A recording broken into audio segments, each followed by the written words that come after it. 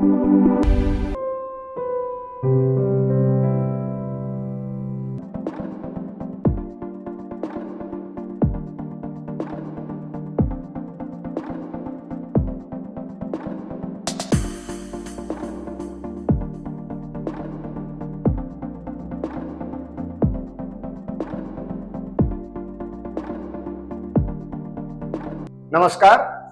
मैं doctor PM Tripathi, director वैद ICS Lucknow.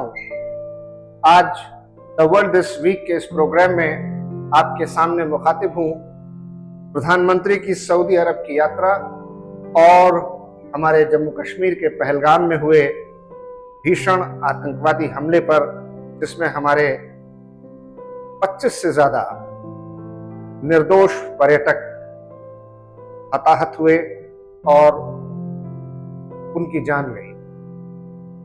इस आतंकी हमले के क्या मायने हैं, क्यों हुआ ये, क्या सबक देना चाहते हैं, किसकी तहरीक थी, किसने इसको मुहिम तक पहुंचाने में, इस खतरनाक साजिश को कामयाब करने में अपनी भूमिका निभाई। आइए जानते हैं इन सब पहलुओं पर अपने खास दोस्त और फैकल्टी मेंबर, हमारे विशेषज्ञ सब्जेक्ट एक्सपर्ट अभिषेक सर के साथ। अभिषेक, बहुत दुखद और बहुत ही त्रासदपूर्ण घटना अभी जम्मू कश्मीर के पहलगाम में हुई है, जहां मैं समझता हूं एक लंबे समय के बाद इस तरीके का एक बड़ा आतंकी हमले को अंजाम दिया गया और निर्दोष मासूम वहां पर घूमने गए पर्यटकों की हत्या की गई। ये वो पर्यटक थे जिनका किसी से कोई रंजिश, कोई दुश्मनी, कोई लेना देना नहीं था। ये पूरी तरह मासूम निर्दोष थे और जम्मू कश्मीर के लोगों की आजीविका के लिए, जम्मू कश्मीर के पर्यटन के लिए, जम्मू कश्मीर की खुशहाली के लिए वहां कुछ देने ही अपना कंट्रीब्यूट करने गए थे, योगदान करने गए थे। इसको आप इसको किस नजरिए से देखते? धन्यवाद सर। पर्यटन की जहां तक बात की जाएगा, जम्मू कश्मीर में हम टूरिज्म सेक्टर को देखें तो एक आंकड़े के अनुसार जम्मू कश्मीर की टोटल जीडीपी में 8% का कंट्रीब्यूशन टूरिज्म सेक्टर करता है। जो एक अच्छा नंबर है।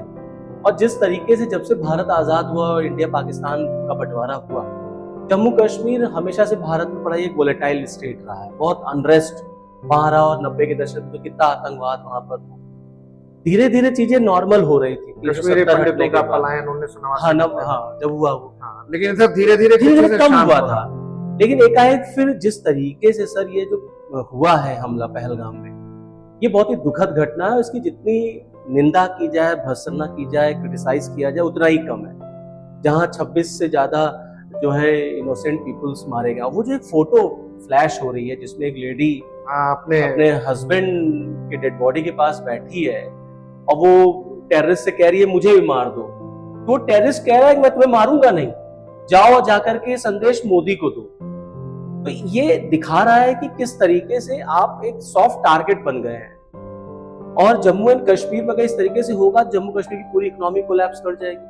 वहां पर लोगों के लिवलीहुड जो है उस पर क्वेश्चन मार्क लगेगा। बट प्रॉब्लम अब ये है सर कि आतंकवाद केवल भारत के लिए नहीं, पूरी दुनिया के लिए एक चुनौती है। केवल भारतीय से पीड़ित नहीं है, अमेरिका भी है, रशिया भी है, तमाम देश इससे है, यूरोप भी है इससे।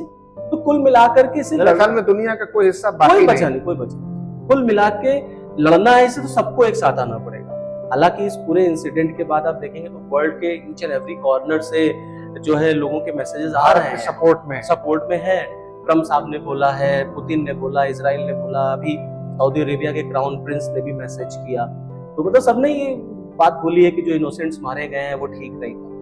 लेकिन ये है कि गवर्नमेंट ऑफ इंडिया को सर कोई स्ट्रॉन्ग मैसेज तो देना पड़ेगा कि अब हम या तो इसको देख कैसे चुप हो जाए कि चलो ठीक है 4 मार लिए, 6 मार लिए, 10 मार लिए, फिर मीटिंग का दौर चला, उसके बाद फिर सब लोग भूल जाएंगे।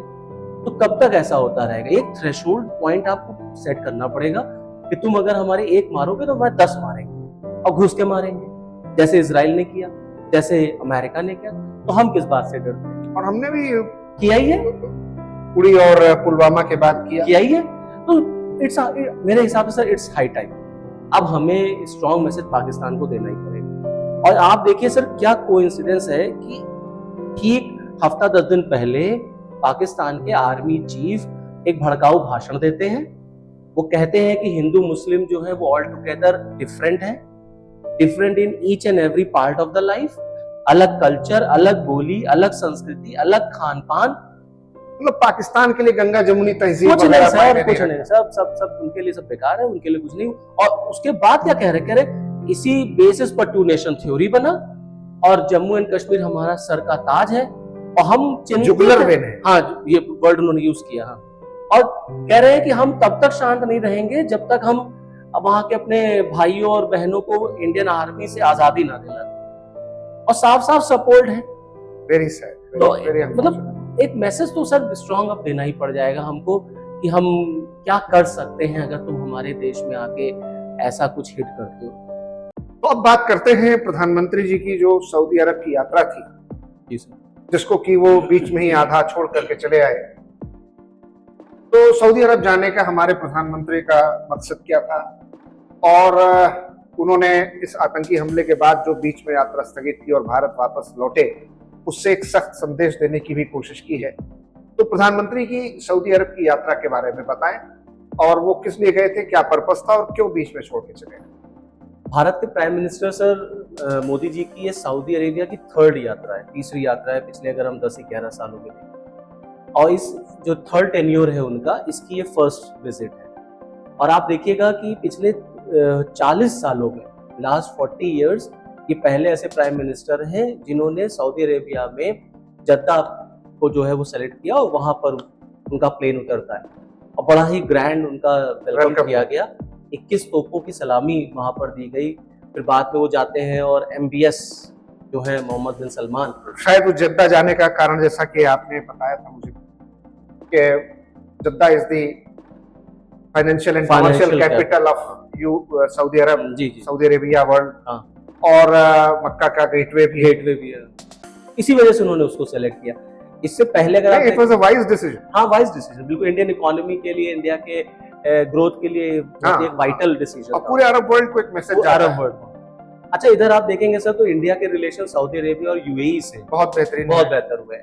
और जो प्रेजेंट इस समय क्राउन प्रिंस है सऊदी अरेबिया के, वो बहुत एक मॉडरेट इस्लाम को फॉलो कर रहे हैं। हाँ, अपना प्रोग्रेसिव लिबरल आउटलुक के आदमी हैं। अब दोनों, both Saudi Arabia as well as UAE। Saudi Arabia ने देखिए अपने इजराइल के साथ संबंध कितने अच्छे कर लिए, अमेरिका के साथ है ही है, इंडिया के साथ वो लगातार कर रहे हैं। तो हमारे प्राइम मिनिस्टर साहब ने भी इसीलिए उनकी फाइनेंशियल कैपिटल को सेलेक्ट किया। अब कुल मिलाकर के ये जो विजिट थी उनकी, जिसको वो बीच में ही छोड़ करके वापस चले आए because of this terrorist attack, इसमें कुल मिला के 6 समझौते होने थे, बट सब पर बातचीत नहीं हो पाई, जिसमें ट्रेड था, डिफेंस था, साइंस एंड टेक्नोलॉजी था, ग्रीन हाइड्रोजन का एक जो है इशू था, और सोलर कोलैबोरेशन को लेकर के था। मैं आपको बताऊं सर कि सऊदी अरेबिया जो है वो इंडिया को Saudi Arabia is the third energy supplier to India. हाल के दिनों में हम लोगों ने रशिया से ज्यादा तेल लेना शुरू कर दिया। सऊदी अरेबिया चाहता है कि इंडिया उसी से ज्यादा तेल ले, क्योंकि ये सऊदी अरेबिया की इकोनॉमी के लिए फायदेमंद होगा। तो अभी ये है कि तब क्या होगा अगर सारे देश ग्रीन हो जाएंगे, जैसे भारत भी ग्रीन की तरफ बढ़ रहा है, सस्टेनेबल डेवलपमेंट वगैरह, तो दोनों देशों को मिलकर के इस पर भी बात करनी थी कि कैसे ग्रीन हाइड्रोजन पे दोनों देश आगे चलेंगे, सोलर कोलैबोरेशन पर कैसे बात होगी। भारत के लिए इंपॉर्टेंट क्या है सर कि हम चाहते हैं ज्यादा से ज्यादा आर्टिलरीज, डिफेंस इक्विपमेंट जो है हम सऊदी अरेबिया को सेल आउट करें। सबसे ज्यादा डिफेंस जो इक्विपमेंट सऊदी अरेबिया खरीदता है वो अमेरिका से खरीदता है, लेकिन बाइडेन और ट्रम्प के टाइम में उसमें थोड़ा सा गिरावट आई है, तो इंडिया चाहता है कि हम उसको कैश कर लें। तो नियर अबाउट जो एग्रीमेंट साइन हुआ है सर उसमें इंडिया और सऊदी अरेबिया में, आप समझिए $225 मिलियन का उन्होंने आर्टिलरी शेल खरीदने का एग्रीमेंट भारत से साइन किया, $225 मिलियन का। प्लस इंडिया जो गल्फ कोऑपरेशन काउंसिल है उसके साथ फ्री ट्रेड डील करना चाहता है। Already India is having a free trade deal with UAE। अब हम चाहते हैं गल्फ काउंसिल के साथ भी हो जाए, जिसमें सऊदी अरेबिया भी है, बहरीन भी है। तो इससे क्या होगा सर, उसको बैठे बैठाए बहुत बड़ी मार्केट मिलेगी, जो हमारे लिए इकोनॉमिकल बूस्टअप का काम करे। और सबसे इंपॉर्टेंट सर, G20 की जब मीटिंग हुई इंडिया में 2023 में, तो आपको याद होगा एक इकोनॉमिक कोऑपरेशन कॉरिडोर बनाने की बात हुई, जो मिडिल ईस्ट से होते हुए सीधे यूरोप जाएगा। उस पर भी बातचीत के लिए India middle east economic corridor, IMEEC का, और उसमें सऊदी अरेबिया बड़ा इंपॉर्टेंट रोल प्ले करेगा। तो इस विजिट में उसका भी एक मैटर था कि उस पर बातचीत की जाएगी कि कैसे उस पर क्या प्रोग्रेस हो रही है, आगे किस तरीके से काम होगा, जिससे इंडिया को एक अच्छा खासा मार्केट वहां से मिले। वो गाजा का अटैक अगर नहीं हुआ होता हाँ, तो शायद हाँ, उस पर कुछ बात आगे बढ़ गई होती, तो उस पर भी था। लेकिन अब इंडिया में ये टेररिस्ट अटैक हो गया, तो मोदी साहब को बीच में ही वो विजिट जो है वो छोड़ करके भारत आना। तो आपने देखा कि पहलगाम टेररिस्ट अटैक और सऊदी अरब के हमारे प्राइम मिनिस्टर की विजिट के बारे में हमारे एक्सपर्ट ने आपको क्या बताया। आप हमारे इस प्रोग्राम के साथ जुड़े रहें, अपने मैसेजेस, अपने भावनाओं, अपने संदेशों से हमें कमेंट बॉक्स में लिखकर बताते रहें। और एक रिक्वेस्ट, एक गुजारिश, एक निवेदन, इस प्रोग्राम को जरूर लाइक करें, शेयर करें और सब्सक्राइब करें और देखते रहें हमारा program the world this week.